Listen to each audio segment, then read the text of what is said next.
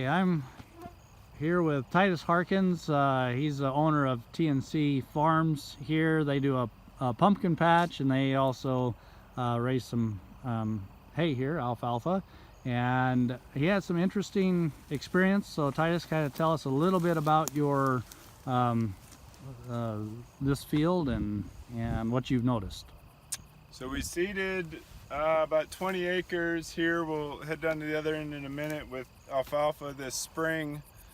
Prior to seeding, just the same weekend, a few days prior, we spread what ended up being about 250 approximately pounds of the SR65. We broadcast it, except for a swath on the east end of this field. We were going to leave what ended up being about 60 feet path that didn't get any application, and then I put it on a little heavy and ran out, so we've got a spot on the west end of the field that also didn't get any SR65. That wasn't the original plan, but that's what we have.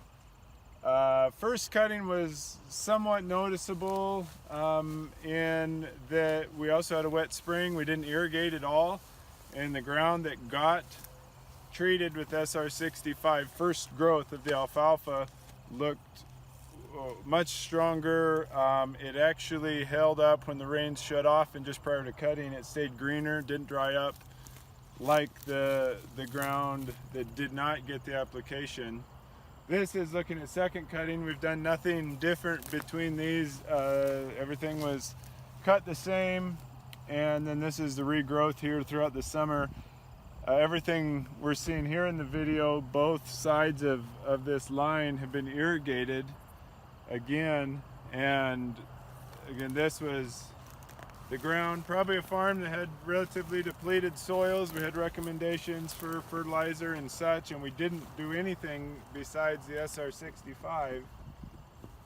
And this then would have got that treatment again, probably about 250 pounds of that product, the Redmond product from Agribest that we got. This second cutting's up, over your knee here in alfalfa. So kind of an interesting point here. So you said we had broadcast seeding, and there's a little spot here, but if you look at even the grass, so this may be even more kind of a range concept. Absolutely. And see the difference in the grass here versus if I just come over here, and this would be a similar strip of grass. Didn't get alfalfa seed, just natural regrowth on grass. Definitely noticeable. No SR65. And there's no difference in the swathing between here and there. This is all was cut same time, same height and everything. Yeah, absolutely. Yeah, it was all hayed, same thing. Everything was exact same level. I mean, you can see here, you didn't have anything grow. And this would all have been irrigated as well. Second, for the second cutting. So that's. If we go down the other end, we've got a couple other scenarios we'll look at. Okay, now we're down at the east end of this 20 acres. If the camera can pick up, you can see the line, you can see the gated pipe.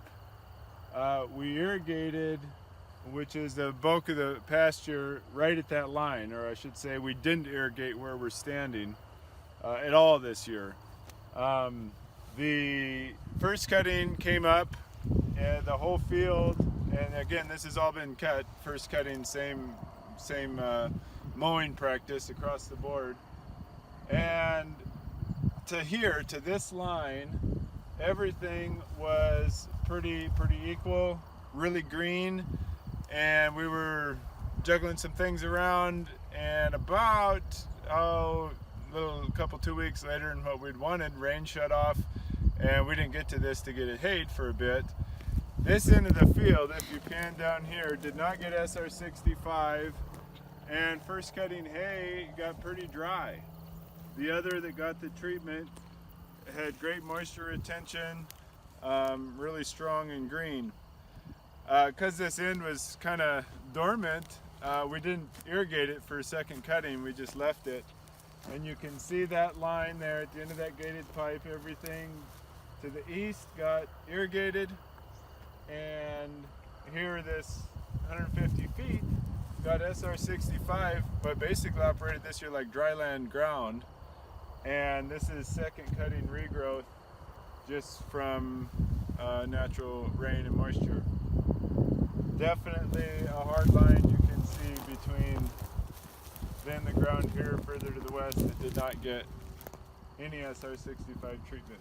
So thought that was pretty interesting to see those noticeable differences. All right, thanks Titus, and thanks for all your work out here and with T&C Farms. And here's a son Ben running through what dryland, the second cutting alfalfa first year, and then oops, there he got tripped over the harder stuff out here where it just hasn't come back really at all since it was first cut.